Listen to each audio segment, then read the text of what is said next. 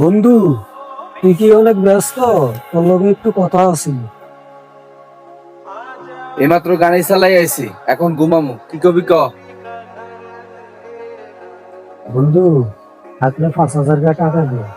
আজকে কয়দিন ঘরে কোনো বাজার সদাই না। আজকে 2 দিন কাঁচা মরিচ আর লবণ দিয়া ভাত খাইতেছি। যদি দেশ একটু বাজার সদাই করে নিতাম। এ বেটা, টাকা কি গাছে ধরে? তুই যখন চাইবি তখন তোরে দিমু।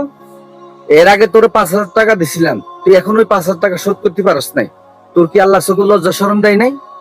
হ্যাঁ, তুই কি আমার মারপেটের ভাই? তুই টাকা চাইলে তোরে দিতে হইব? যা এখান থেকে সর। আচ্ছা ঠিক আছে বন্ধু, তাহলে আমি যাই।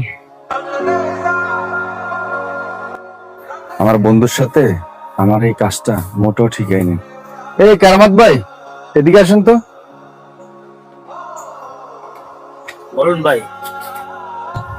আপনি একটু কষ্ট করে মামুনের দোকানে যান।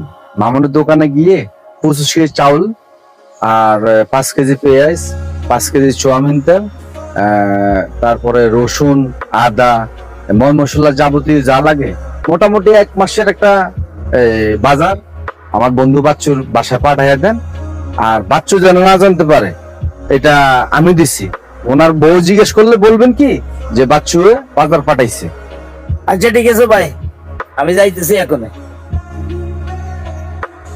বন্ধু, তুই কি আমার বাড়িতে বাজার পাঠাইছিস?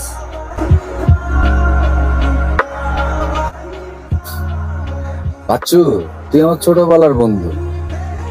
তুই না খাইয়া থাকবি, আমি খামো, এটা কিভাবে হয়? এটা কোনোভাবে সম্ভব না। আরে ইমোশনাল দরকার নাই। আল্লাহ তোর সুস্থতা দান করুক।